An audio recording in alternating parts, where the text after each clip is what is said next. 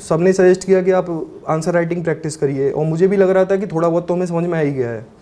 तो मैंने bliss point में भी ज्वाइन किया था, यहाँ पे टेस्ट सीरीज ज्वाइन करी थी, और मैंने पहला टेस्ट लिखा, मुझे अच्छे से याद है 2018 के एंड में, दिसंबर के आसपास जब मैं टेस्ट लिखने आया था यहाँ पे पहली बार, तो माइक्रो का टेस्ट होता है आई बिलीव उसमें, है ना। तो माइक्रो के टेस्ट में मैं लिख रहा था, मुझे समझ में नहीं आ रहा था कि मैं लिख क्या रहा हूँ, मतलब चीज़ें क्वेश्चन जब पढ़ रहा था तो मुझे लग रहा था कि ये कंटेंट लिखना है इसमें, बट मैं लिख नहीं पा रहा था। तो कॉन्सेप्ट्स आपको लगता है आपको समझ में आ गए, बट आपको उसकी फ़िलोसफी समझ में नहीं आ रही होती है। मैं लगभग 5 क्वेश्चन ऑप्शनल के लिखता ही लिखता था बिटवीन प्रीलिम्स एंड मेंस। ऐसा नहीं है पूरी साल लिख रहा हूँ, पर प्रीलिम्स और मेंस के बीच में जो सर ने अभी मार्कअप प्रोग्राम चलाया है तो वो मैंने ज्वाइन किया था।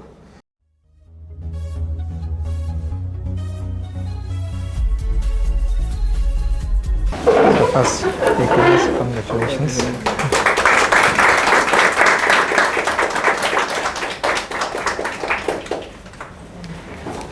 Now, a certificate for you. We have started this year with the first. वो लेटर रखा हुआ है सर के डेल में, वो एक बार आप लेके आ सकते हैं। And we have started this year this excellence award.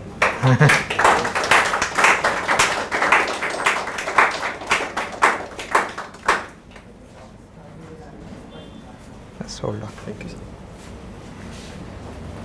पहले मैं अपने बारे में बता दूं, मेरा नाम मोहित अग्रवाल है और मैं राजस्थान से हूँ। राजस्थान में एक भरतपुर करके डिस्ट्रिक्ट है, वहाँ पे हूँ। और मैं currently as a tahsildar work कर रहा हूँ राजस्थान में ही। RAS 2018 के अंदर मेरा सिलेक्शन हुआ था।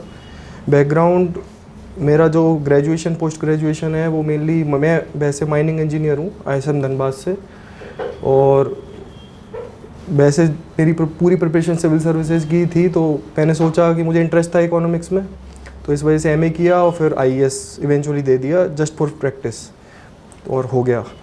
तो ये एक ब्रीफ है, बहुत ज़्यादा क्या बताऊँ, पर ये वो है इंडियन इकोनॉमिक सर्विस के बारे में। देखो मैंने 3 अटैम्प्ट दिए हैं, एक बार ये बता देता हूँ। 2022 में दिया था, फिर मैंने दिया था 2024 में, और 2025 में अभी दिया है। ठीक है, ये नाम इसलिए चेंज लग रहा है क्योंकि UPSC ने इस बार ही चेंज नेम के साथ अपना एडमिट कार्ड निकाले थे।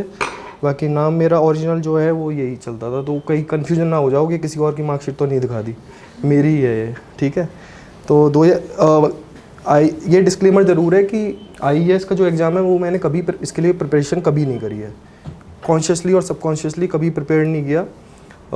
प्रीलिम्स और UPSC का जो प्रीलिम्स होता है और उसका जो इंडियन इकोनॉमिक सर्विस का मेंस जो रिटन पेपर होता है, इसमें 15 से 20 से 25 दिन का मिलता है। जो 20 दिन का टाइम होता है आपके पास, उसमें आप रिवाइज ही कर सकते हो, ऑप्शनल। आप स्पेसिफिकली प्रिपेयर नहीं कर सकते हो। तो मैं ये कहूँगा कि ऑप्शनल के वजह से मेरे ये दिया था, और एज ए प्रैक्टिस पेपर देता था मॉक की तरह। और हमेशा ये देखिए, अब मैं पहले मार्क्स के बारे में बता दूं जिससे आपको भी डाउट पूछने में मेरे से आसानी रहेगी। इसमें ये मार्क्स हैं मेरे, जिसमें हमेशा जनरल इकोनॉमिक्स पेपर 1 में मेरे मार्क्स बहुत कम रहते थे, क्योंकि ऑप्शनल और इंडियन इकोनॉमिक्स में मैच नहीं करता है वो जो पेपर है जनरल इकोनॉमिक्स पेपर 1। तो इसमें मेरे 61 मार्क्स थे, इसमें देखिए मेरे 59 मार्क्स ही हैं। ठीक है, और इस साल पेपर में मेरे 83 मार्क्स इसलिए आ गए क्योंकि जो कन्वेंशनल पेपर आता था अभी तक इंडियन इकोनॉमिक्स में, जो पेपर 1 है उसमें आते थे इकोनोमेट्रिक्स, स्टैटिस्टिक्स आती थी, इस साल कम आई, तो इसलिए मेरे मार्क्स इसमें बढ़ गए। बस और कोई रीज़न नहीं है कि मैंने कुछ ज़्यादा पढ़ाई कर ली हो, ऐसा कुछ भी नहीं हुआ है। रिगार्डिंग देखो ऐसा है, 2022 में जब मैंने अटैम्प्ट दिया था तो मेरे आए थे 570 मार्क्स और कट ऑफ थी 585। ये आप देखिए 585 कट ऑफ है, पेन निकाल लेता हूँ। ठीक है, ये वाली कट ऑफ है, और इंटरव्यू में दिए थे मुझे 142, और हाईएस्ट मार्क्स मुझे याद है 155 थे। तो 10-15 मार्क्स मेरे कम थे हाईएस्ट मार्क्स से इंटरव्यू में, तो उन्होंने रेंज ज़्यादा दी थी। इनको मतलब एब्सोल्यूट टर्म्स में नहीं देखना किसी भी मार्क्स को, ये सारी एक रेंज होती है, उन लोग वो डिसाइड करती है UPSC की कितने मार्क्स से कितने मार्क्स की रेंज रखनी है, और हर साल ये रेंज वेरी करती है। जैसे उस साल हाईएस्ट मार्क्स इंटरव्यू में दिए थे 155, 156, मेरे 142 थे। सिमिलरली इसमें आप देखिए मेरे को दिए थे 124 2024 वाले इंटरव्यू में, इसमें हाईएस्ट दिए थे 136। तो ऐसा नहीं है कि एब्सोल्यूट है, पर इस तरह इसीलिए इसी वजह से कट ऑफ भी देखो आप कम हो गई होगी, 560 हो गई, जो 585 गई थी वो 560 हो गई। ठीक है, और इस साल मुझे 110 सबसे कम मार्क्स मिले हैं इंटरव्यू में। मैं इंटरव्यू के बारे में आऊँगा क्योंकि इंटरव्यू बहुत ज़्यादा डाइसी है, आपको यू नेवर नो कि आपको कितने मार्क्स। मेरे जितने भी कैंडिडेट से मेरी बात हुई है सबसे कम मार्क्स मुझे ही मिले हैं इंटरव्यू के अंदर। But still you can't be sure कि क्या रहेगा, तो जो आपके हाथ में है वो उस पर फोकस करिए। अब मैं अपनी प्रिपरेशन जर्नी के बारे में बताता हूँ। 2018 में मैंने माइनिंग इंजीनियरिंग करी थी, डुअल डिग्री बीटेक एमटेक, तो उसमें मैंने पोस्ट ग्रेजुएशन भी कर रखा है। उसके बाद मैंने ब्रीफ थोड़ा काम भी किया था बाहर। Then I joined a coaching करी थी मैंने, और 3-4 महीने का कोर्स था सर का। पहली बार मुझे इकोनॉमिक्स के बारे में, जो इकोनॉमिक्स है जो ऑप्शनल सब्जेक्ट है, उसके बारे में आइडिया वहीं से लगा था। जैसी क्लास ख़त्म हो गई तो उसके बाद ये था कि प्रैक्टिस कैसे करनी है। सब लोग बोलते हैं कि आपको आंसर राइटिंग आना चाहिए, और मेरा इंजीनियरिंग बैकग्राउंड था, आप लोगों के लिए रेलिवेंट नहीं होगा शायद, बट हम लोगों को क्या लिखने में बड़ी दिक्कत आती है। मैथमेटिक्स ज़्यादा रहता है तो हम थियोरिटिकल चीज़ें कम लिख पाते हैं, और जैसे कि ऑप्शनल का ये सब्जेक्ट है उसमें थ्योरी ज़्यादा है, लिखने का काम ज़्यादा है, ग्राफ्स का काम ज़्यादा है। तो सब ने सजेस्ट किया कि आप आंसर राइटिंग प्रैक्टिस करिए, और मुझे भी लग रहा था कि थोड़ा बहुत तो हमें समझ में आ ही गया है।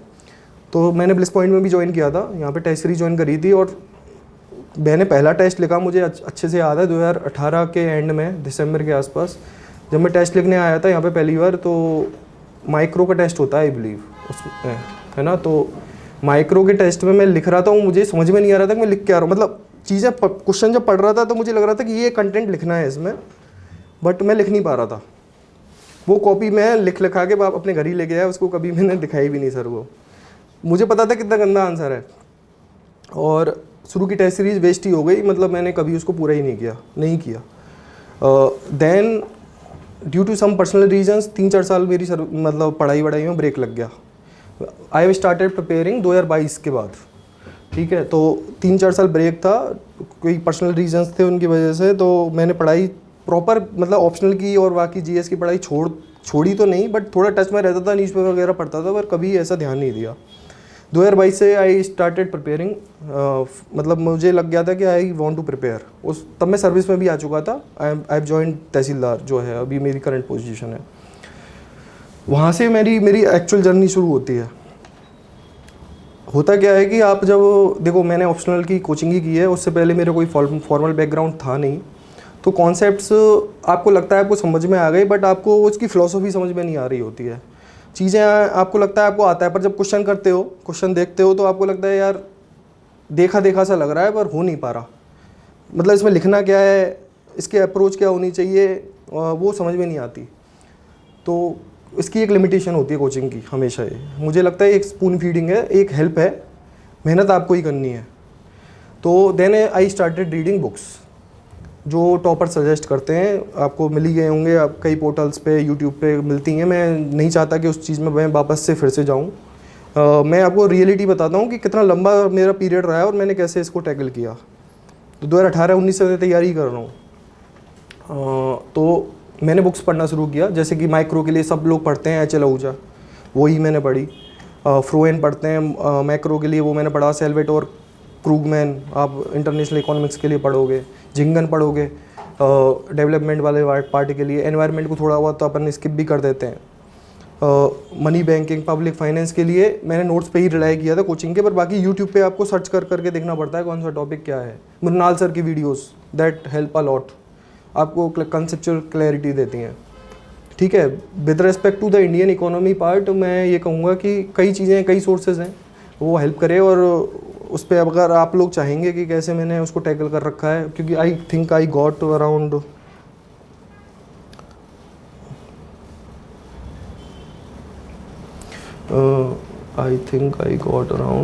इसमें कहाँ गई, हाँ 123 मार्क्स मिले हैं मुझे इस बार, है ना। तो ये भी मैं बता सकता हूँ। और 136 कैसे आ गई जी ये जनरल इकोनॉमिक्स पेपर 3 में, आई डोंट नो। बट इसका मैं ये ज़रूर बताऊँगा कि एक सिलेक्शन होता है। पेपर जब मिलता है ना, तो हमें चीज़ें आ रही होती हैं पूरा पेपर, बट उसमें आपके ऑप्शंस जो सेलेक्ट करते हो दैट मैटर्स अ लॉट, कि कौन सा ऑप्शन आपको ज़्यादा नंबर देगा, कौन सा क्वेश्चन। हो सकता है आपको दोनों तीनों क्वेश्चन आते हो, but this particular question will give you higher marks compare to others. क्योंकि जनरली ये वो भी क्या रिलेटिव मार्किंग है पूरे पेपर में, कौन सा क्वेश्चन अटेम्प्ट कर रहा है किसके किस क्वेश्चन में कितने मार्क्स देने चाहिए। अब ज़्यादा लोग अटेम्प्ट कर रहे हैं तो उसमें आपकी वो देखी जाएगी कि बाकी लोग कर रहे हैं, आपने कितना बेटर किया उनसे। पर हो सकता है आपने कोई ऐसा क्वेश्चन उठाया हो जो किसी ने अटेम्प्ट नहीं किया, स्टिल यू डिड इट, तो आपको ज़्यादा मार्क्स मिलेंगे, ये फैक्ट है। तो वहाँ के क्वेश्चन सिलेक्शन भी बहुत मैटर करता है आपके मार्क्स में, जो इस साल मैंने इम्प्लीमेंट किया था पूरी तरह से। इस साल मेरा यही फोकस था कि मेरी नॉलेज तो है बहुत limited with respect to IAS examination, but वो लिमिटेड नॉलेज के साथ मुझे हाईएस्ट मार्क्स, मतलब हाईएस्ट मार्क्स अब आ गए हैं तो वो ठीक है, बट मैक्सिमम मार्क्स मैं कितने लेके आ सकता हूँ, फैच कर सकता हूँ, ये मेरा प्राइमरी गोल होता था वहाँ पे। ठीक है, तो इस तरह से अपन चलेंगे।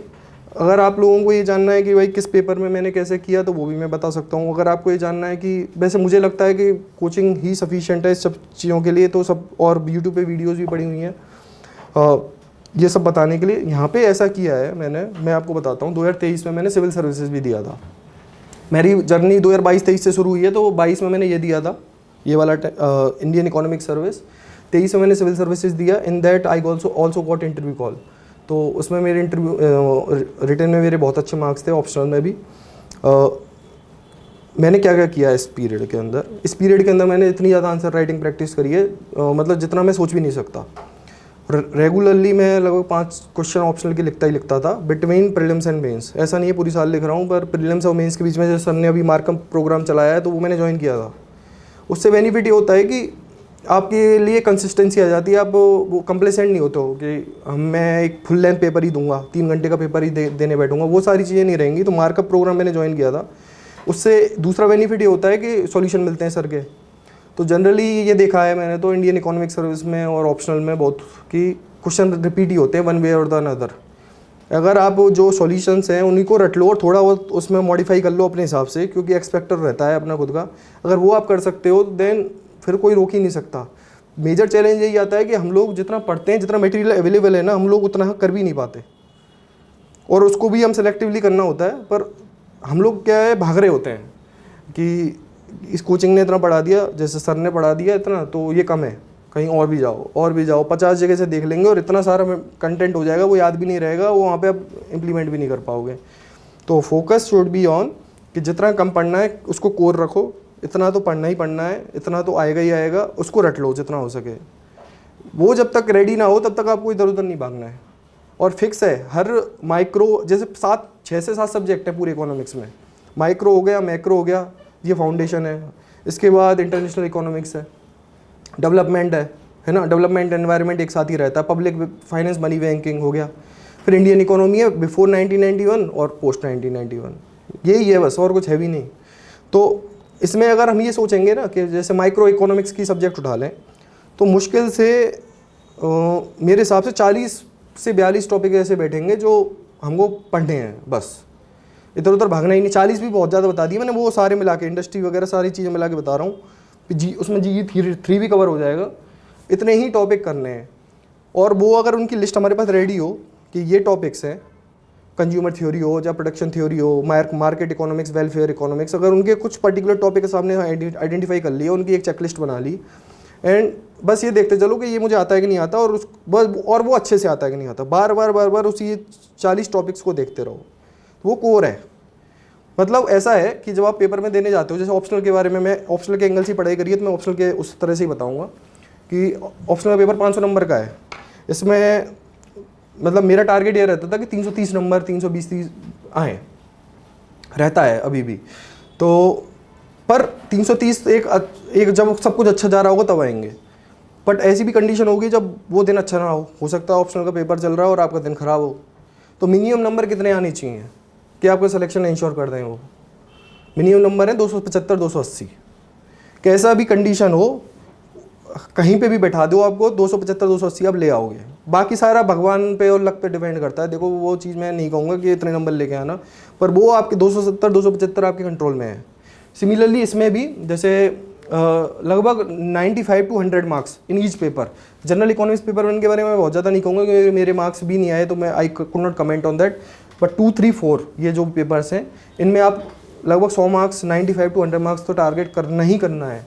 मतलब आप ये लेके चलो कि return I want to be in control, 500 नंबर मुझे रिटर्न में लेके ही आने एनी हाउ। अगर 500 नंबर रिटर्न में आ जाएंगे तो यू विल क्वालिफाई। इंटरव्यू में फिर कितने भी नंबर दे दें, इस साल क्या है, इन्होंने स्केलिंग अप कर दिया, तो इन नंबर को वो मत लेना फेस वैल्यू पे। जो नंबर लास्ट ईयर देते थे ना ये लोग, वो है असली नंबर। ये तो क्या है, इन्होंने स्केल कर दिया है, तो इतने नंबर आने भी नहीं चाहिए, ये ज़्यादा नंबर है हिसाब से। एक सेकंड,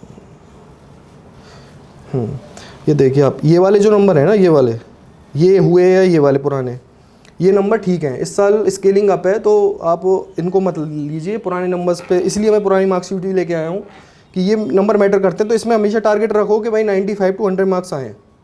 मेरे नंबर नहीं आए इतने कभी भी, ये देखो ये पुराने भी हैं, पर टारगेट वही रखता था कि मैं इतने नंबर लेके आऊँ कैसे भी।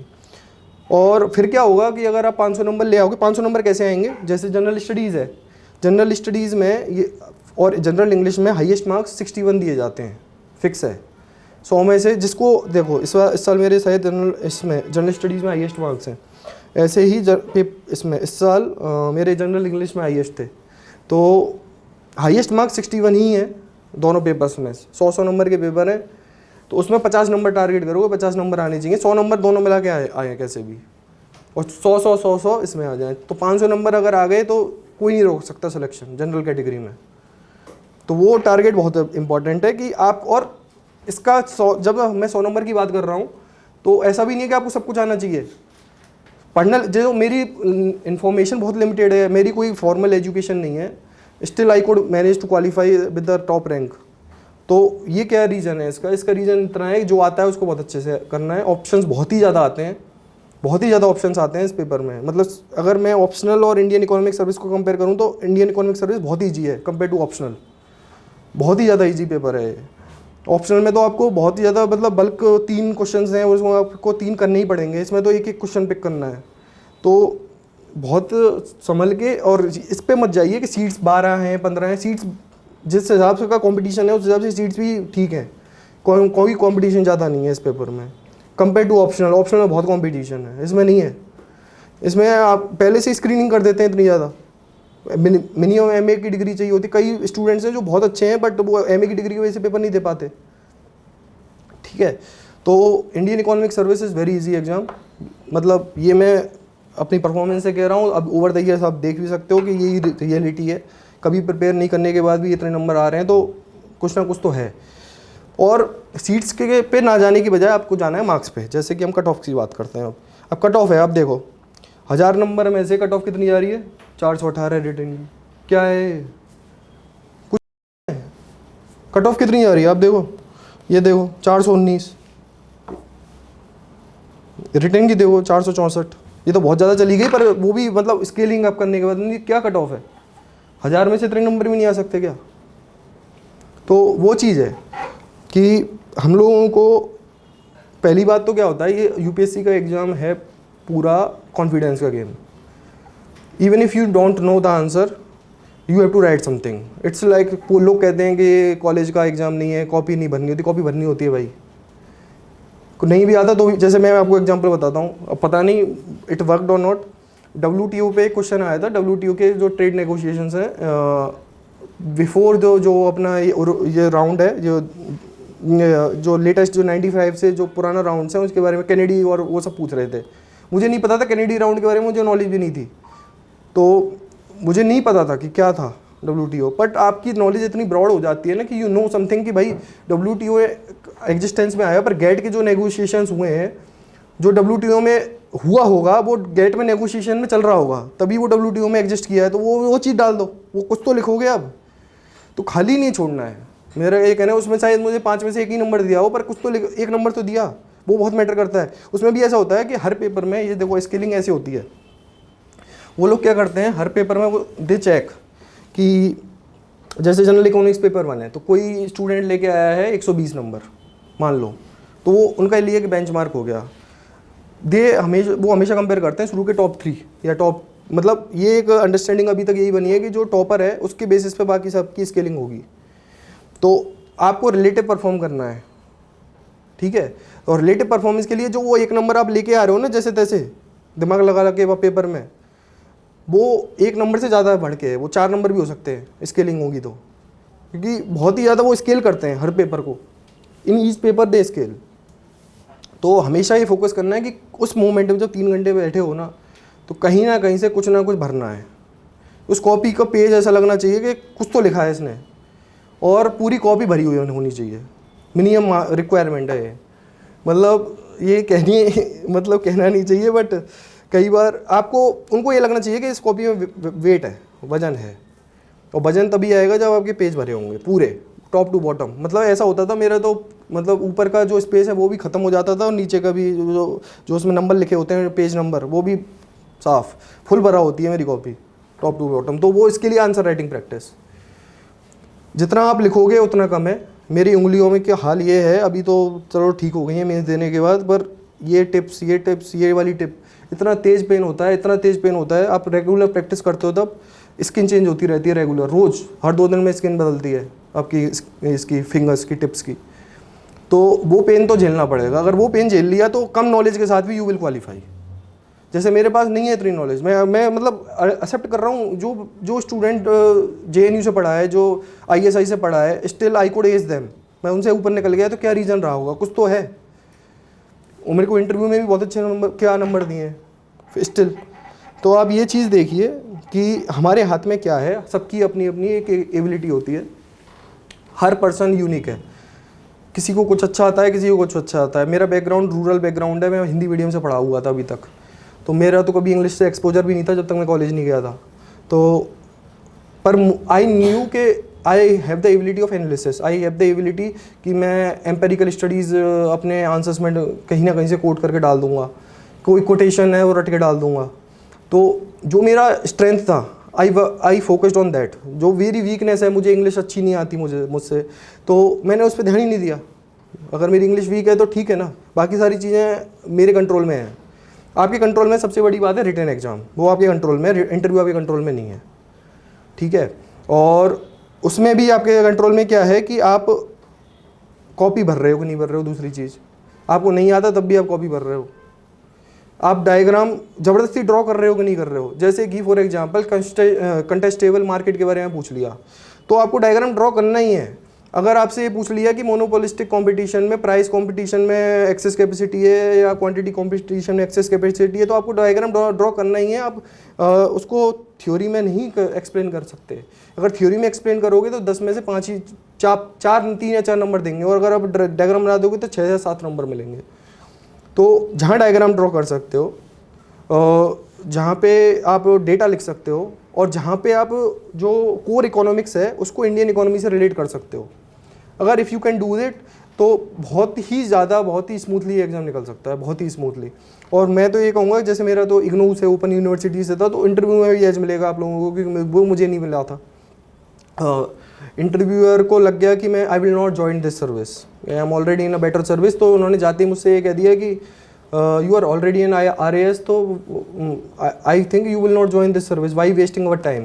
तो एट द स्टार्ट मुझे पता था कि ये मुझे नहीं लेंगे, उन्होंने पूरी प्लानिंग कर रखी थी कि मुझे नहीं लेना है, but still I could manage that.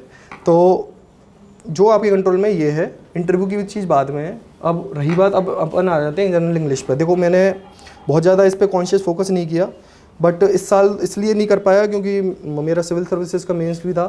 तो पर मैं ये कहूँगा कि 61 तो आए मेरे कहीं ना कहीं से।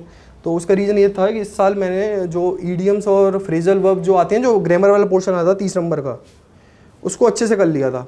उसको अच्छे से करने का तरीका है, यूपीएससी का जो PYQ है, CDS का है, इसका IES का है, इंडियन फॉरेस्ट सर्विस का है, यूपीएससी का जो ऑप्शनल जो कंपलसरी पेपर आता है इंग्लिश का, वो सारी चीज़ें आप कर लोगे तो वो भी ये और अगर ग्रामर में आप नंबर ले आओगे तो बाकी सब में भी आ जाएंगे। इस बार मेरा ग्रामर ख़राब हो गया था तो मेरे नंबर कम रह गए। ग्रामर में अगर 30 में से आपके 22-25 नंबर आ रहे हैं, तो आपके 55 से ऊपर नंबर तो इंग्लिश में आ जाएंगे। तो ग्रामर पे फोकस ज़्यादा करो, और जो ऐसे प्रेसी है वो ठीक है, वो एवरेज भी चल जाएगा। पर ग्रामर अगर ख़राब हो गई तो सबसे पहले वो ग्रामर ही चेक करते होंगे। ये ग्रामर अगर जिसको ग्रामर पे कमांड है वो बाकी सब भी अच्छा लिख लेता है। तो ये सब में होता है। RAS का भी मैं बताता हूँ, मैं इसलिए ये बात कह रहा हूँ। RAS के एग्जाम में भी हिंदी इंग्लिश आती है, एक पेपर होता है, उसमें भी मैंने पूरा फोकस ग्रामर पे किया था, उसमें भी मेरे बहुत अच्छे मार्क्स थे। इसी वजह से मेरा बाकी सारी चीज़ें अच्छी नहीं थी। तो ग्रामर पे फोकस करना, ये पेपर बहुत अच्छे से निकल सकता है। ये स्कोरिंग पेपर भी है अगर इस पर ध्यान दिया जाए। हम लोग इसलिए ध्यान नहीं दे पाते क्योंकि हम लोग सिविल सर्विसेज पे ध्यान देते हैं तो उसके मार्क्स जुड़ते नहीं है उसमें। जनरल स्टडीज़ का आप लोग जब तैयारी कर रहे हो तो सिविल सर्विसेज की कौन कौन तैयारी कर रहा है? जनरली सभी देंगे, आप भी दे रहे हो? कोई भी नहीं? नहीं for the first time, but anyone thought कि भाई मैं सिविल सर्विसेज की पेपर दूंगा, तो सोचा है ना? तो कहीं कोचिंग करी, कहीं क्लासेस करी, कुछ पढ़ा है? जनरल स्टडी पेपर देखा है आपने जनरल स्टडीज़ का कभी? इसका पेपर देखा है ना? तो इसमें आते हैं 4 पोर्शन। हिस्ट्री आती है सबसे पहला, हिस्ट्री के बाद आता है इसमें आई बिलीव ज्योग्राफी, और फिर इकोनॉमिक्स, और फिर पॉलिटी।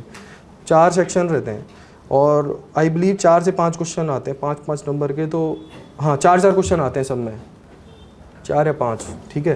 तो ऐसा है, उसमें भी आपको कॉपी भरनी है। और जनरल स्टडीज़ के पेपर में कॉपी भरना बहुत चैलेंजिंग है IAS स्टूडेंट के लिए, तो क्योंकि पेपर लंबा आता है, और अगर वहाँ पे भी कॉपी भर दोगे तो अच्छे नंबर आ जाएंगे। मैं इसमें ज़्यादा कमेंट इसलिए नहीं कर पाऊँगा कि मेरी पूरी प्रिपरेशन ही वो है, तो हमें तो दिक्कत आती नहीं है इसमें सिविल जनरल स्टडीज़ को टैकल करने में। बट अगर आप इसमें पेपर भर दोगे, पन्ने भर दोगे, तो 45 से ऊपर तो नंबर कैसे भी आ जाएंगे। तो कोशिश ये करना उसमें भी पन्ने भरो जनरल स्टडीज़ में। अगर जो तैयारी नहीं कर रहा है सिविल सर्विसेज की, तो मैं उन बाकी लोगों के लिए कह रहा हूँ कि जितना हो सके पन्ने भरो, पॉइंट्स लिख दो।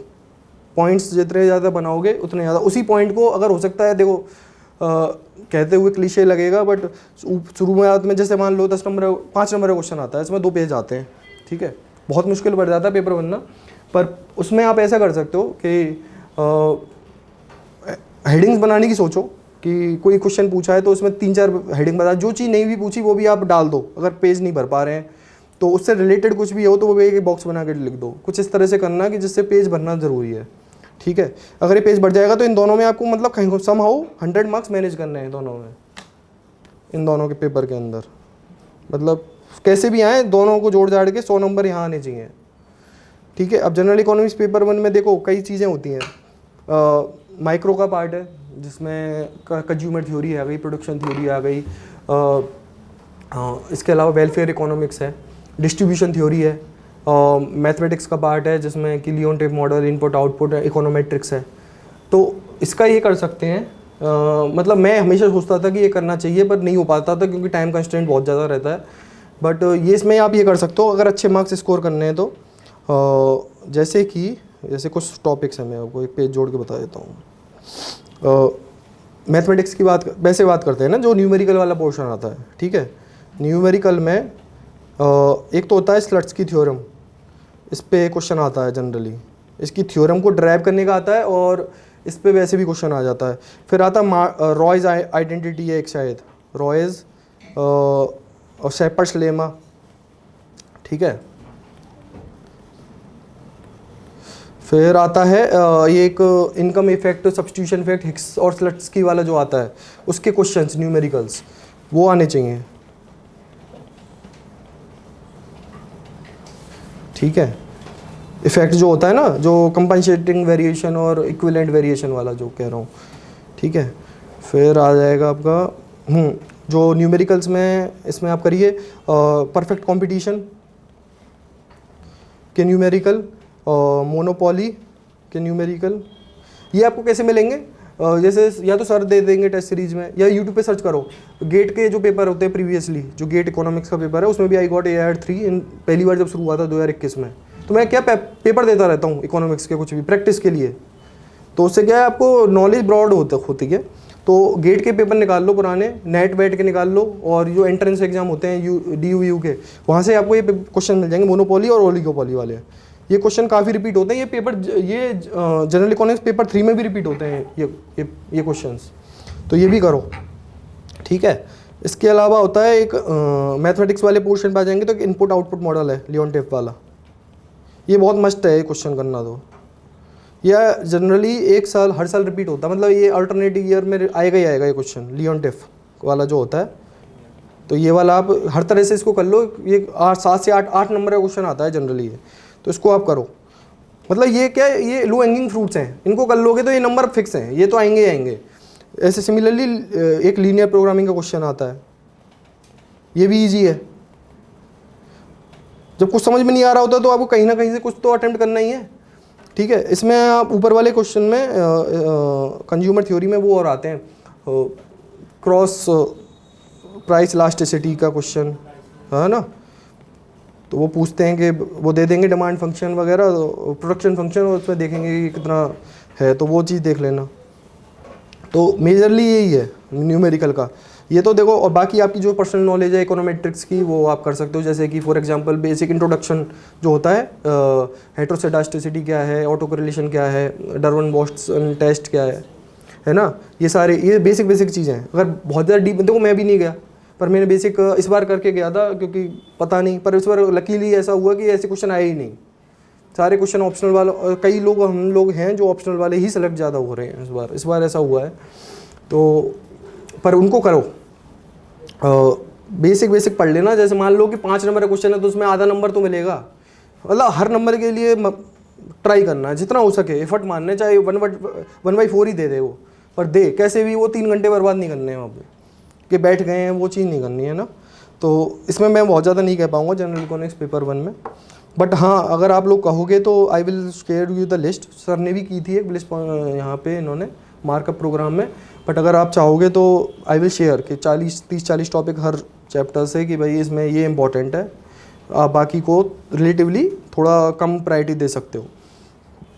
तो उससे क्या होगा कि मिनिमम जो मैं मार्क्स कह रहा था ना कि भाई 200 नंबर का पेपर है तो उसमें से 70-80 तो इंश्योर कर लोगे आप, बाकी आपके ऊपर है कि आप किस तरह उसको आप लेके जाओ। जनरल स्टडी जो है जनरल इकोनॉमिक्स पेपर 2, इसमें कई चीज़ें हैं जैसे कि जो इसमें ही आती हैं उसमें नहीं आती हैं ऑप्शनल में। जैसे कि मुझे याद है फिजियो के क्रेट्स का कुछ है उसमें, है ना, कुछ थ्योरीज़ हैं जो मैक्रो की जो पहले हुआ करती थी जो हमारे ऑप्शनल का पार्ट नहीं है, तो वो हाँ फिजियो क्रेट्स का कुछ, हाँ क्विज ने कोई थ्योरी दी थी, तो हाँ वो मुझे नहीं पता और ना मैंने पढ़ी वो कभी, पर वो मैंने सिलेबस में देखा था तो कुछ है ऐसा कुछ। ठीक है, इसमें क्या हम फोकस कर सकते हैं, इसमें 3 है, मैक्रो, इंटरनेशनल इकोनॉमिक्स और डेवलपमेंट। ठीक है, तो जो नोट्स है ना वही कर लो बस, और एक अंडरस्टैंडिंग होनी चाहिए फिलोसफी कि मैक्रो, कोई बताएगा मुझे कि मैक्रो की क्या मतलब फिलोसफी है, शुरुआत में मैक्रो डेवलप कैसे हुई है क्लासिकल से लेके अभी तक, आज क्या पोजीशन है, जो डेवलपमेंट हो रहा है ओवर द ईयर्स वो कैसे क्या रहा है, कोई भी। हाँ बताओ कुछ भी बोलो। मतलब अगर वो फिलोसफी समझ में आ गई ना तो आपको पूरा मैक्रो समझ में आ जाएगा एक बार में, वो फिलोसफी इंपॉर्टेंट है।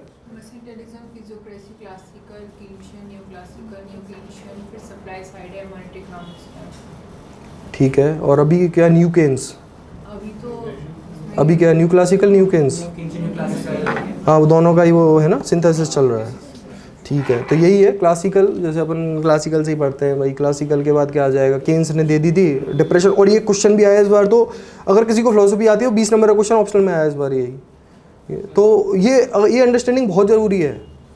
तो अब केन्स था, केन्स के बाद नियो केन्स था जो हिक्स एंड हिंसन वाला था, है ना, फिर न्यू क्लासिकल था जो शॉर्ट रन और लॉन्ग रन में बात कर रहा था, उसमें ही उसको अपन एक्सटेंड करें तो मॉनिटरिज्म भी उसी लाइन में आ जाता है, वो मॉनिटरी सब पॉलिसी की तरफ आ जाता है, और ये दोनों फिस्कल और मॉनिटरी की बात करते हैं, जिसमें सिंथेसिस ही है, बोथ सिंथेसिस बोलते हैं इसको।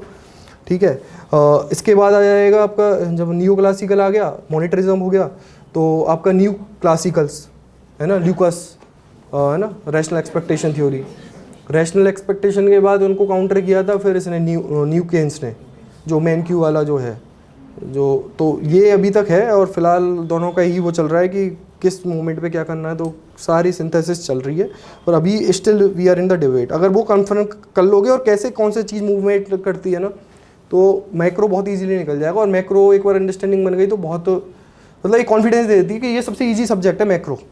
मुझे ऐसा लगता है मैक्रो पूरे इकोनॉमिक्स में सबसे ईजी सब्जेक्ट पढ़ती है, और सबसे टफ है माइक्रो, क्योंकि micro is the base, micro के पर ही आपका इंटरनेशनल इकोनॉमिक्स टिका हुआ है। तो ये दोनों पेपर ख़राब हो जाएंगे अगर माइक्रो समझ में नहीं आया तो माइक्रो पे ध्यान रखें, मतलब इस पे मैक्रो का ऐसा है, डेवलपमेंट में जो सर पढ़ा रहे हैं उन्हीं को रट लेना, वही जो यहाँ पे नोट्स दिए जा रहे हैं उन्हीं को रट लो, वही थ्योरी हैं, वही घुमा फिरा के भी नहीं पूछते, बहुत सीधे क्वेश्चन आते हैं, तो वो करिए। कुछ चीज़ें हैं जैसे कि कुछ ट्रिवियल क्वेश्चंस आते हैं, IMF पे आ जाएगा, वर्ल्ड बैंक पे आ जाएगा, जो पॉलिसीज़ वो चला रहे हैं उस पे आ जाएगा, how they are stabilising the world economy, how they are supporting the countries, तो उस पर आप इंडिया स्पेसिफिक या कोई डेवलपिंग कंट्री स्पेसिफिक क्वेश्चंस मतलब गूगल पे सर्च करिए, ChatGPT you can use that and prepare your own notes. कई बार वो जैसे इस साल आया था वो 1-2 साल बाद रिपीट करते हैं उसको भी। तो जो मेजर बॉडीज़ हैं वर्ल्ड की जो इकोनॉमिक्स से रिलेटेड हैं उन पे आप आंसर्स प्रिपेयर कर लो। तो ये क्या है, एक मतलब उन आंसर्स को तभी अटैम्प्ट करना है जब आपको और कुछ नहीं आता है, क्योंकि वो थियोरेटिकल आंसर है। और जब आपको लगता है कि मैं कुछ और अच्छा नहीं कर पाऊँगा, न्यूमेरिकल नहीं कर पाऊँगा, या फिर कोई ग्राफ मेरे को नहीं है नॉलेज कोई पर्टिकुलर क्वेश्चन की, तो ये क्या है, एक सेवियर की तरह आते हैं कि कम से कम चलो 20 नंबर का क्वेश्चन है तो 20 नंबर में से आपको 10 नंबर दे देंगे, नहीं क्वेश्चन लिखोगे तो 0 मिलेगी। तो वो उससे बढ़िया है कि इन क्वेश्चन को ऐसे प्रिपेयर करना। पर प्राइमरी ये आपको गोल नहीं होना चाहिए कि आपको क्वेश्चन देखते कि ये मुझे आता है, ये मैं अटेम्प्ट करूँगा, ये लास्ट के लिए रखने हैं क्वेश्चन थ्योरी वाले। हमेशा इकोनॉमिक्स में ये चीज़ ध्यान रखना कि जहाँ पे थ्योरी व्योरी हमें ज़्यादा लिखनी पड़ जाए, उन क्वेश्चंस को कम से कम अटेम्प्ट करना है। जहाँ पे डायग्राम बनते हैं, जहाँ पे आप डेटा कोड करोगे, जहाँ पे इकोनॉमिस्ट के नाम ज़्यादा लिख सकते हो, उन्हीं क्वेश्चंस को ज़्यादा करोगे, then you will get more marks.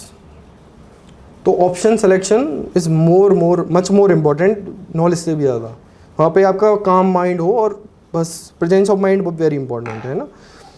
General economics paper 3 का लगता है सिलेबस बहुत छोटा, पता नहीं मेरे भी 136 कहाँ से आ गए इसमें, है ना। पर ये ओवरलैप करता है। ओवरलैपिंग कैसे है इसकी, पेपर 1 से, जो जनरल इकोनॉमिक्स पेपर 1 है, हम लोग माइक्रो में पढ़ते हैं इसकी सारी मेजर चीज़ें।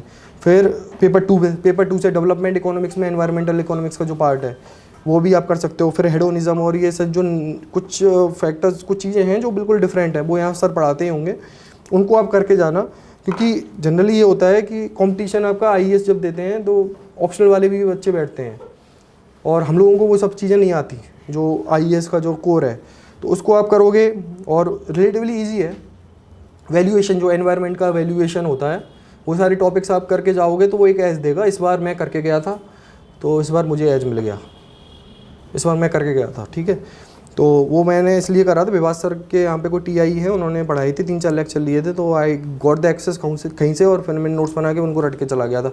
उसमें कार्बन मार्केट है ना, जो ट्रेडिंग है, ये सारी important, these are the important terminology. If you want I can give you the जो पॉइंट्स कि भाई ये टॉपिक्स हैं that you need to prepare, ठीक है।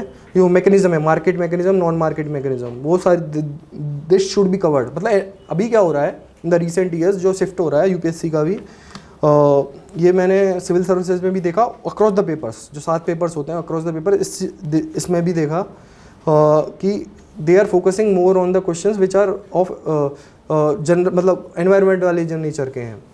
तो एनवायरनमेंट से रिलेटेड वो कहीं ना कहीं से पूछने की कोशिश करते हैं, किसी ना किसी एंगल से। तो आपके आंसर्स में भी है ना एक चीज़ होनी चाहिए सबकॉन्शियस में, कि जो मैं आंसर लिख रहा हूँ, जैसे कि फॉर एग्जांपल अगर कोई क्वेश्चन आता है जनरल इकोनॉमिक्स 1 में regarding the pricing strategy of public goods, है ना, ये पेपर 3 में भी आ सकता है, पेपर 1 में भी आ सकता है।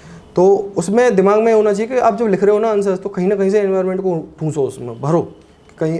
तो हमेशा वो मतलब एग्जामिनर के माइंड में रहता है कि are you conscious about the economics. तो एनवायरनमेंट के से रिलेटेड चीज़ें हैं वो आप करिए, और बहुत ज़्यादा इसमें डुअल डीप करने की भी ज़रूरत नहीं है, क्योंकि फिर क्या होता है हम लोग टेंजेंशियल भागने लग जाते हैं, हम उस कोर को छोड़ देते हैं। तो जो कोचिंग में पढ़ा रहे हैं, क्लास में पढ़ा रहे हैं, और जो PYQs हैं, अगर उनके आंसर्स आपके पास हैं और उनको अगर रट लिया है तो यू कैन डू इट, ठीक है। मैं ये चाह रहा हूँ कि जो गलतियाँ मैंने करी हैं, तो मुझे भी 3 अटैम्प्ट लग गए, तो वो चीज़ नहीं हो, एक ही बार में निकल जाए। और ये एग्ज़ाम एक ही बार में निकलने वाला है भी, एक बार में ही निकल सकता है। ये कोई बहुत लोग, क्योंकि जब मैं तैयारी करता था तो लोग कहते थे यार इतना टफ है एग्ज़ाम, इतनी कम सीट्स है। अब जनरल की 4 सीट थी इस बार, और इसमें भी 3 ही लोग सेलेक्ट हुए हैं जनरल के, एक ही EWS है। तो लगता है ये कि टफ़ है, पर मैं आपको रियलिटी बताता हूँ, मुश्किल से 2000 बच्चे फॉर्म भरते होंगे ES में। मैंने मंगवाया था एक बार डेटा UPSC से, तो मुझे इसलिए कह रहा हूँ सही डेटा है ये। 2000 बच्चे फॉर्म भरते हैं, उसमें से मुश्किल से 1000 बच्चे पेपर देते हैं, और वो भी सारे पेपर नहीं देते। जनरली ये होता है शुरू के इंग्लिश और GS के देने आ जाएंगे, बाकी सब गायब हो जाते हैं, फिर सीट्स खाली रह जाती हैं। तो कंपटीशन बहुत ही ज़्यादा कम है। मतलब वहाँ पे आप सोचिए इतना बड़ा सेंटर होता है हमारा, और उस सेंटर पे 400 बच्चे होते होंगे इनिशियली। दे एक्सपेक्ट कि 400 आएंगे। पहले दिन जब पहला पेपर होता है, शायद जनरल इंग्लिश का होता है, तो उसमें मतलब अराउंड 100 बच्चे आते होंगे, 100-110। अगले दिन वो बच्चे घट के 50 रह जाते हैं। हर सेंटर पे ये हाल है। तो वो चीज़ देख लेना, कंपटीशन दिखता है पर है नहीं रियलिटी। तो डरना नहीं है, डोंट, इट्स नॉट कि भाई आप इंटिमिडेट हो रहे हो कि इतना टफ है, सीट्स कम है तो कंपटीशन भी कम है। कंपटीशन सिविल सर्विसेज जैसा नहीं है, हो भी नहीं सकता। तो वो चीज़ है कि पेपर इजी है। अब रही बात इंडियन इकोनॉमी, ये है ना, ये आपका इससे भी ओवरलैप करेगा, इससे भी। अगर if you prepare them well तो ये बहुत इजीली निकल जाएगा। इसमें सबसे कम मेहनत लगेगी इस पेपर के अंदर, एवरीवन शेयर्स दिस, और ये हैवी रियलिटी। बट इसमें आपको अपना एक्सपेक्टर ये ऐसे डाल दोगे, जैसे मैं एनवायरनमेंट का बता रहा हूँ, कोई पब्लिक गुड की बात कर रहे हैं, किसी भी चीज़ की, है ना, तो कोशिश करो जो बजट है लेटेस्ट और जो सर्वे है उसको आप जितना हो सके कोट करने की कोशिश करना। मतलब याद भी नहीं है यार, ऐसे है जैसे कि कोई एग्रीकल्चर का डेटा है, एग्रीकल्चर पे केस स्टडी आई थी नारायण मूर्ति की जो केस स्टडी थी, उनमें उन्होंने ये कहा था कि जो माइक्रो इरीगेशन है दैट विल एनहेंस द जो पोटेंशियल है और जो प्रोडक्टिविटी है वो 50% बढ़ा देगा। तो आई न्यू दैट कि वो एक केस स्टडी है, कहीं ना कौन से इकोनॉमिक सर्वे में आई मुझे भी नहीं पता, मैं भूल गया यार, मुझे नहीं पता 2021 में आया कि 2022 में आया, 23 में आया, नहीं याद रहता है। But at least you right that 2021-22 लिख दो, 22-23 लिख दो, कहीं भी कुछ लिखो।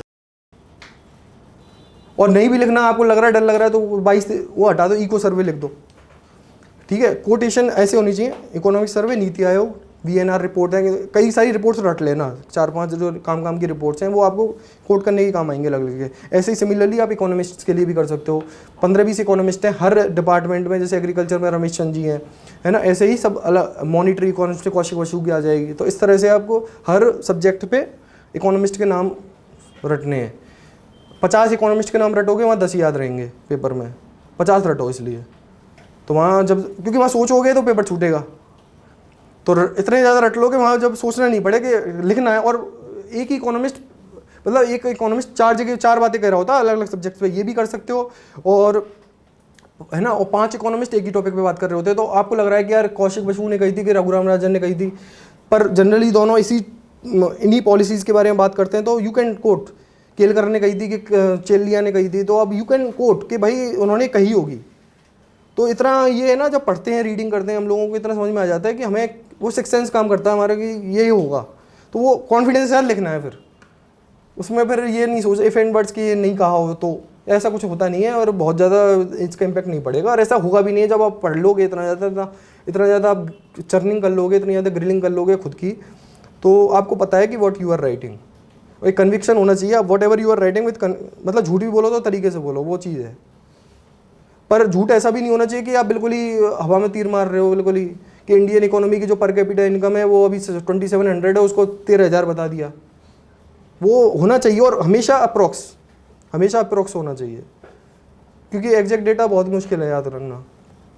एग्जैक्ट कोई रख ले तो बहुत बड़ी बात है, आई कुड नॉट रिमेंबर, ठीक है। तो हमेशा कुछ आपके वो हैं ये चीज़ के इकोनॉमिस्ट के नाम, ये सारी चीज़ें आती हैं later stage of the preparation. First stage क्या है, आपने कोचिंग करी, कोचिंग के बाद आपने नोट्स बनाए, नोट्स को रटा, ये फर्स्ट स्टेज है।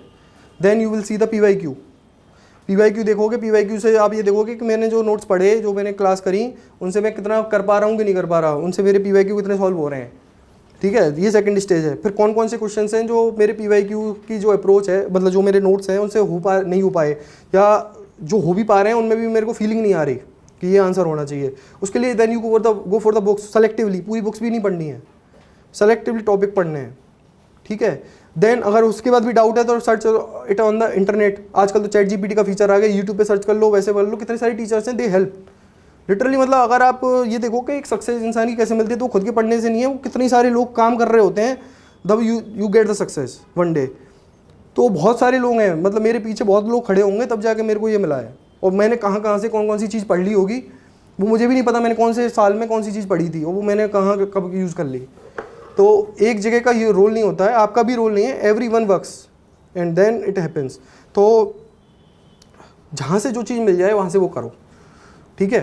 ये जो डेटा वेटा मैं बता रहा हूँ ये सारी later stage of the part है। पहले तो कॉन्सेप्ट ही नहीं आएगा तो ये सारी चीज़ें को करने का कोई सेंस ही नहीं है। तो ये सारी चीज़ें कर लोगे, PYQ कर लोगे, वो सब कर लोगे, फिर टेस्ट सीरीज़, फिर आता है रोल टेस्ट सीरीज़ का PYQ के बाद। टेस्ट सीरीज़ में भी सर देते हैं सॉल्यूशन, इतने अच्छे सॉल्यूशन हैं, मार्कअप के भी बहुत अच्छे सॉल्यूशंस हैं, तो उनको समझो। और मेरा ये वो रहा है समझ कि उनको वो समझ में आ जाते हैं फिर भूल जाते हैं। जनरली ये होता है कि इकोनॉमिक्स एक ऐसी सब्जेक्ट है कि आपका अगर टच छूट गया तो ऐसा लगेगा गया, अब नहीं आता कुछ भी, तो टच नहीं छोड़ना है। और ये जो सॉल्यूशन पढ़ लो तो इनको प्रिंट करा लो, मैं यही करता हूँ। आपका हो सकता है iPad वाला जो कल्चर है मुझे कम समझ में आता है, पर ठीक है, क्योंकि ये पेपर रिटन एग्जाम है, आपको लिखना है। आप अगर iPad पे लिखेंगे तो फिर वहाँ पे कैसे लिखेंगे, है ना, तो वो चीज़ है। पर प्रिंट करा लो आप, हो सकता है आप आईपैड में भी रख सकते हो, बट उनका बुक मार्किंग कर लेना अगर आईपैड में भी रखोगे तो, क्योंकि कई क्वेश्चन सॉल्यूशंस ऐसे हैं जो मतलब you will tend to forget, वो भूलोगे ही भूलोगे, तो वो बार बार रिवाइज की ज़रूरत पड़ेगी। और अगर यही भी कर लिया, वो मार्कअप के आई थिंक 400-500 सॉल्यूशंस तो थे क्वेश्चंस के, वो ही रट लोगे तो ही हो जाएगा यार। मतलब एग्ज़ाम है ही नहीं कुछ बहुत, अगर एक अंडरस्टैंडिंग है आपके पास, एक अंडरस्टैंडिंग है कि मुझे इकोनॉमिक्स आती है एज अ ऊपर से भी आती है, और फिर आपने एक कोचिंग ज्वाइन कर ली, क्योंकि कोचिंग एक हेल्पिंग हैंड है, आप खुद भी कर सकते हो। मैंने भी कोशिश करी थी, मुझसे नहीं हुआ तो मैंने हेल्प ली। बट अगर आपने को अंडरस्टैंडिंग है कि इकोनॉमिक्स क्या सब्जेक्ट क्या है, मेजर हेडिंग्स क्या हैं, मेजर सब चीज़ें क्या हैं, उसके बाद आपने क्या रिलाई करना है, PYQ के सॉल्यूशंस, मार्कअप के सॉल्यूशंस, टेस्ट सीरीज़ के सॉल्यूशंस, दैट्स इट। मतलब उससे आपके 500 नंबर तो आ जाएंगे। उससे वो भी नहीं हुआ था मार्कअप का, मैं बता रहा हूँ। मैं मतलब सर इतना ज़्यादा दे देते हैं मटेरियल, वो भी उसका भी 50% कर लोगे तो भी हो जाएगा सिलेक्शन, वो भी नहीं होगा। मैं सही बात, मैं रियलिटी बता रहा हूँ। देखो मैं इसको एग्जैजरेट नहीं कर रहा, मैंने इतना किया, मेहनत मैंने करी है, मैं इसको डिनाई नहीं करूँगा। बट आपकी एक ब्रेन की कैपेसिटी लिमिटेड है, मेरे की तो है। तो सर जितना सॉल्यूशन दे रहे थे भाई, पेपर से पहले ये हाल हो जाता है कि क्या क्या करूँ, इतने सारे पेज हैं, मार्कअप के भी इतने पेज हो गए थे, है ना। तो अब मैं उसको कैसे रटूँ, जब तक उसकी मार्किंग ना होगी वो आप नहीं कर सकते, और इतना ज़्यादा बर्डन हो जाता है पेपर से पहले कि इट्स वेरी डिफिकल्ट। तो कोशिश ये करिए कि जितना है उसको, मतलब हम उस स्टेज तक पहुंचने की कोशिश करिए। अगर उसका 50-60% भी हो रहा है तो you are at a very good position, क्योंकि और लोग उतना भी नहीं कर रहे। The difficulty in this examination is कि 3 दिन पेपर लिखना होता है, सुबह शाम सुबह शाम सुबह शाम। वो पेपर देना ही एक बहुत बड़ा चैलेंज है। पेपर देना, सिलेक्शन तो बहुत बाद की बात है, पेपर देना रेगुलरली। आप सोचो, सुबह ये लोग 9 बजे बुला लेते हैं, आई बिलीव 8:30 बजे सुबह का जो पेपर होता है, आजकल आधे घंटे जल्दी कर दिया है। सुबह 8:30 से आपको 5:30 बजे तक ऐसे ही चलता है, और गर्मियों का टाइम होता है, वो बहुत ही ज़्यादा एग्जॉस्टिंग रहता है। मतलब एग्जामिनेशन हॉल भी इतना गर्मी रहती है उसमें। तो उस कंडीशन में अगर आप खुद को डाल लोगे तो आप बहुत बड़ी, आप तो मतलब बहुत लोगों से आगे वैसे ही पहुँच गए। उसके बाद वो पेपर देना, तो अपने आप की जो अब तैयारी रहे ना, तो नॉलेज गैदर करने की बजाय, ज़्यादा नॉलेज गेन करने की बजाय कि मैं ये पढ़ लूँ, मैं ये अखबार पढ़ लूँ, मैं मिंट पढ़ लूँ, इंडियन एक्सप्रेस पढ़ लूँ, मैं राज्यसभा जो संसद टीवी है उसकी डिबेट भी देख लूँ, मैं दूसरी कोचिंग भी कर लूँ, है ना, ये टॉपिक वहाँ से अच्छा पढ़ाया गया, उसको करने की बजाय जो पढ़ाया जा रहा है उसको कर लो। अपने सोर्सेज रखो लिमिटेड, जितना कर रखा है उतना कर लो, क्योंकि है ना बहुत कम करना है। पर उसको अगर 20 बार 25 बार रिवाइज नहीं कर पाओगे तो then there is no mean of reading anything. कोई भी चीज़ आप पढ़ रहे हो, जब तक आपको 20 बार रिवीजन नहीं कर रहे हो उसको पढ़ना ही मत, उसको बंद कर दो, फेंक दो उसको, अगर वो 20 बार रिवाइज नहीं हो रही है तो। क्योंकि आप अगर नहीं करोगे तो वो लिख नहीं पाओगे पेपर में, फैक्ट है ये। This is the harsh reality of this examination. ये प्राइमा फेसी बहुत डॉन्टिंग फील होता है कि it's very lengthy examination, 6 paper हैं, कैसे करेंगे, क्या करेंगे। कंपटीशन बहुत कम है, जो दिखता है वैसा है नहीं।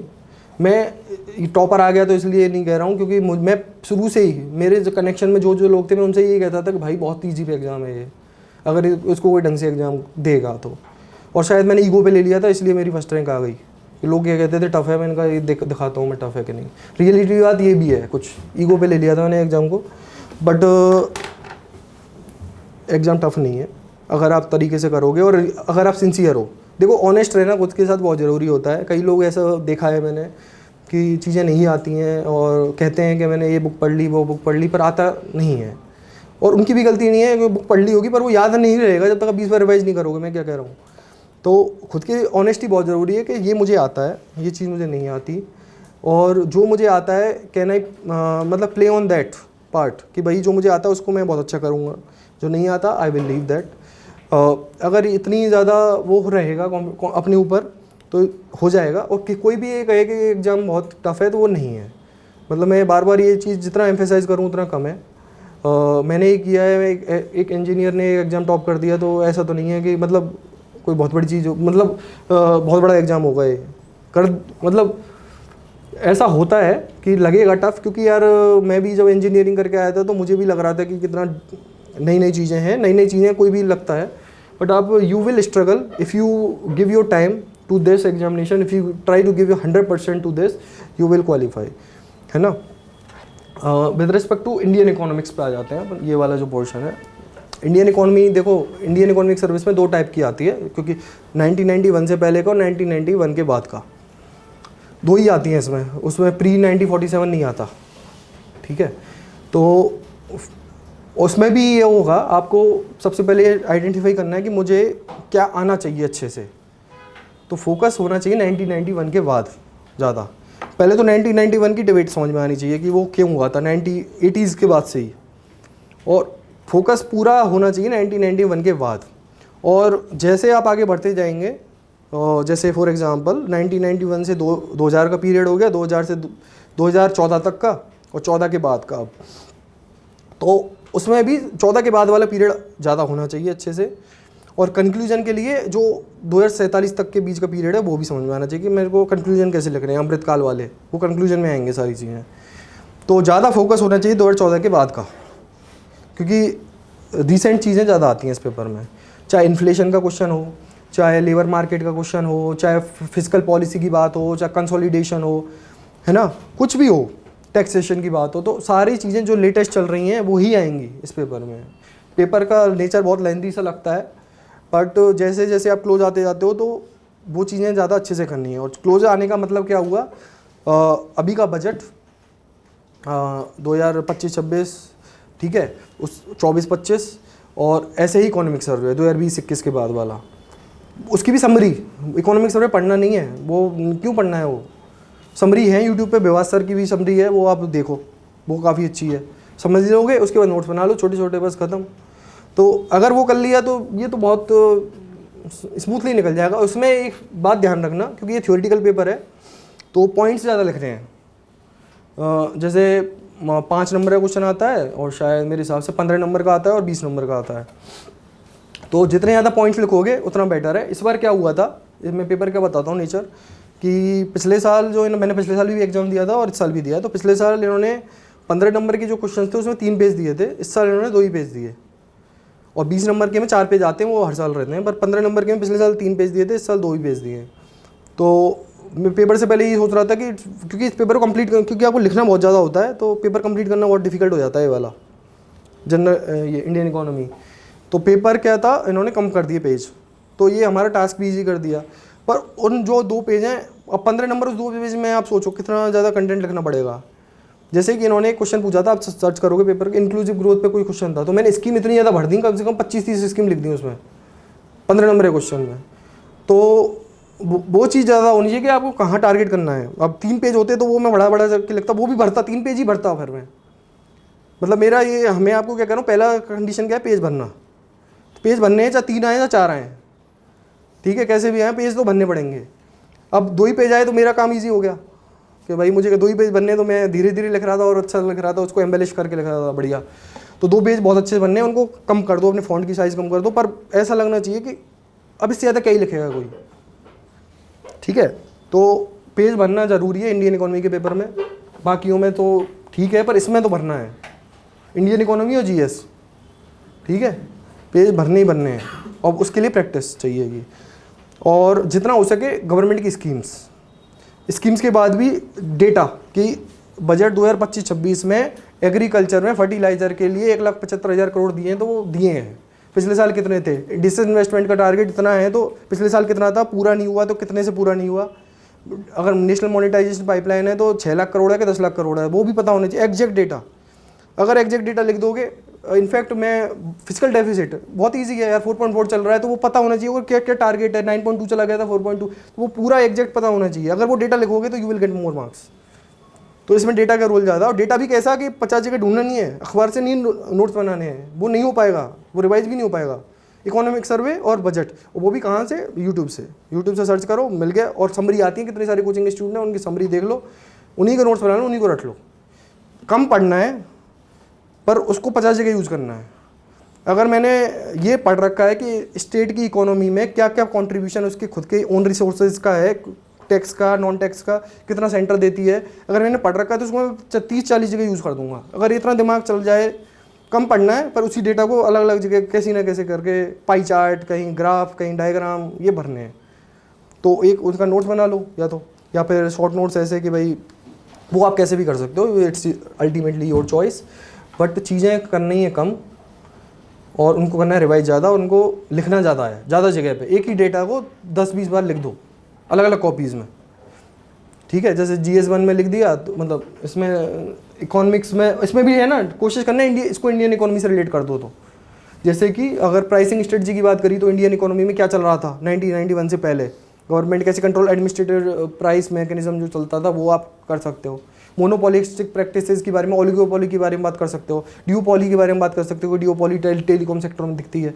तो अगर इंडियन इकोनॉमी से आप एग्जाम्पल में डाल दो, केस स्टडी क्या है तो बॉक्स बना दो या कंक्लूजन में लिख दो। If you can do that तो वहीं 1-2 नंबर आपको, मतलब एक्स्ट्रा जो है +1 +2 वही होता है आखिर में। कैसे आप वो +1 लेके आओ, +2 लेके आओ, वो है सारा खेल।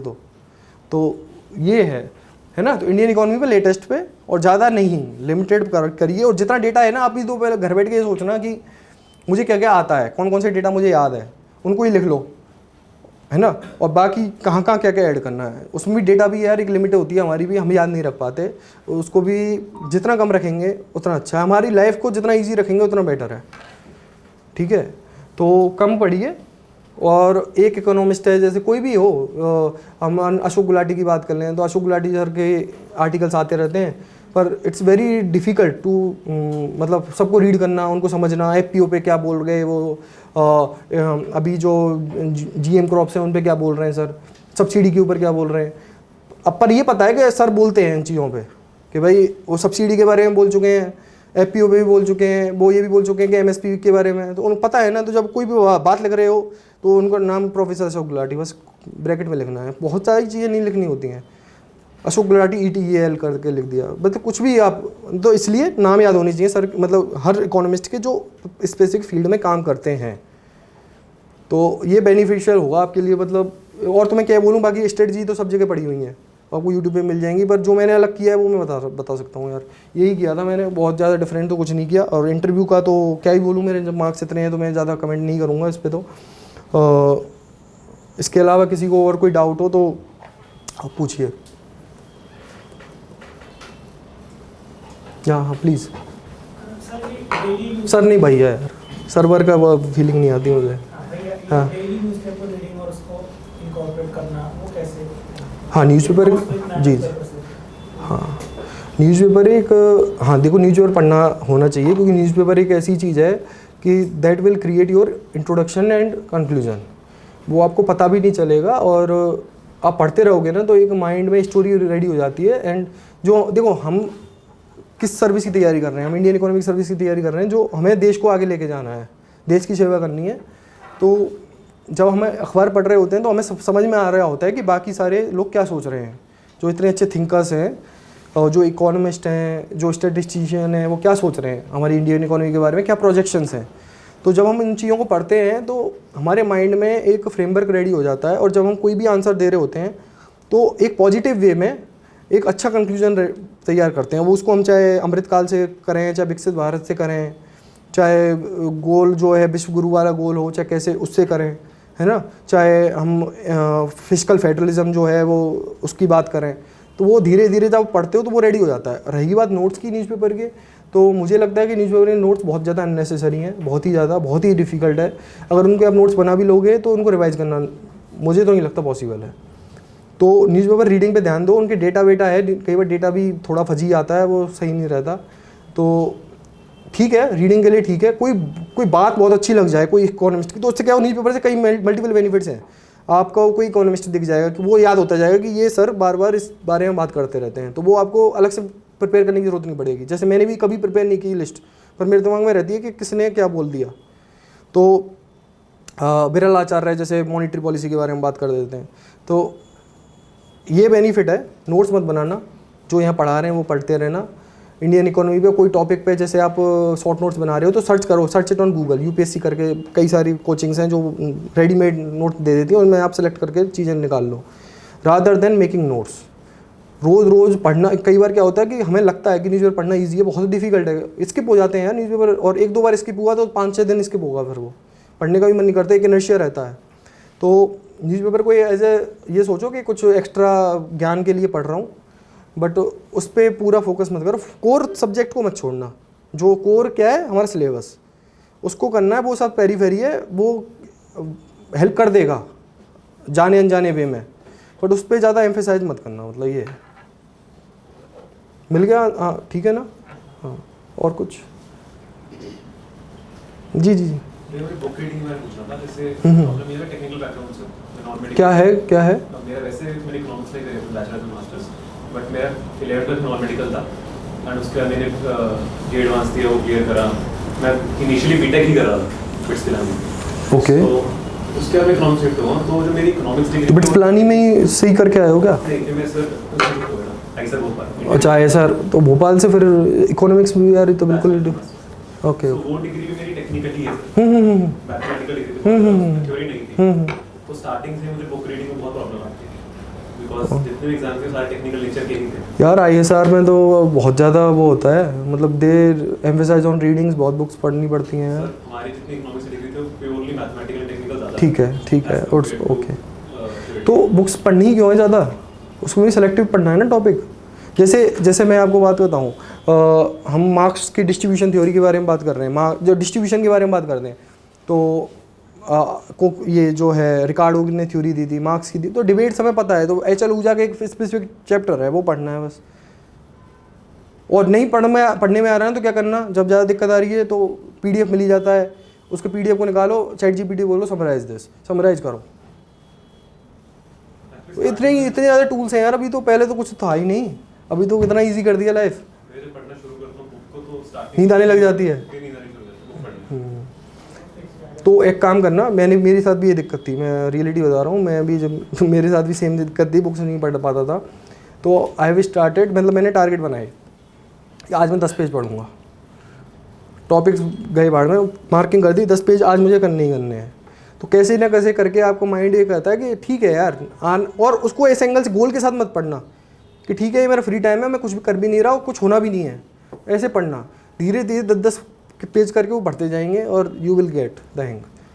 कम करके, है ना, ज़्यादा, और उस पर उम्मीद भी मत रखना कि इस बुक से मुझे कुछ ज्ञान मिलेगा, बस ऐसे ही इंटरेस्ट के लिए कोई भी हम आर्टिकल पढ़ रहे होते हैं ऐसे पढ़ना।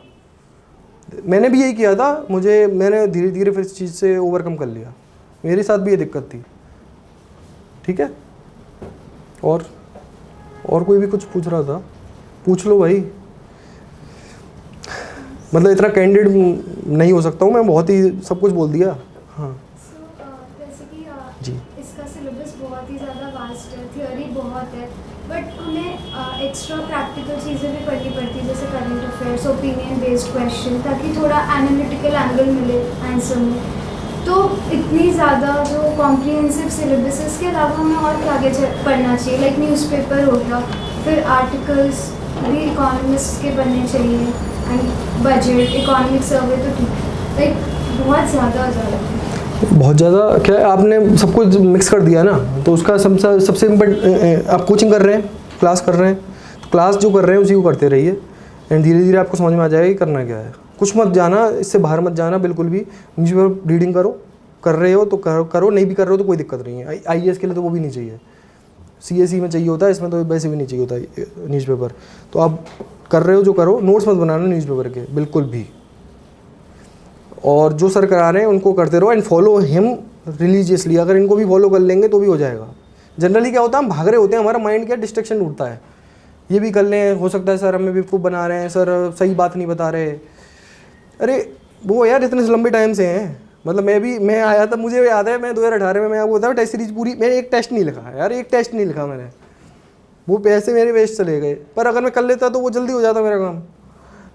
तो क्या है, जो सर हैं, हमारे मेंटर्स हैं, कोचेज़ हैं, उन पर भरोसा रखना आना चाहिए। तो इनको भाई जितना इनको एक्सपीरियंस है, मेरा तो अभी हुआ है, ये तो कब से कितने लोग टॉपर बना दिए इन्होंने। तो फोकस जो कर रहे हैं, जो चीज़ें आप क्लास में पढ़ाए जा रहे हैं उनको रिवाइज़ करिए जितना हो सके, और क्लास में आने से पहले जो पढ़ लिया है उसको रिवाइज़ करके आओ, यही मैं कहूँगा। और आप ये क्या, कोई भी बड़ी चीज़ हम करते हैं तो छोटे छोटे स्टेप्स होते हैं, वो धीरे धीरे आप करिए। आपकी क्लास जब खत्म होगी तो धीरे धीरे आपको भी कॉन्फिडेंस आ जाएगा। इनिशियली आपको ये नहीं सोचना है कि मेरे को ये करना। और मैं क्या कह रहा था, कोर और पेरीफेरी वाली बात कह रहा था ना, तो कोर क्या, कोचिंग क्लासेस, नोट्स, अगर वो अच्छे से होंगे तभी आपको इधर उधर डेटा वेटा के तरफ भागना है।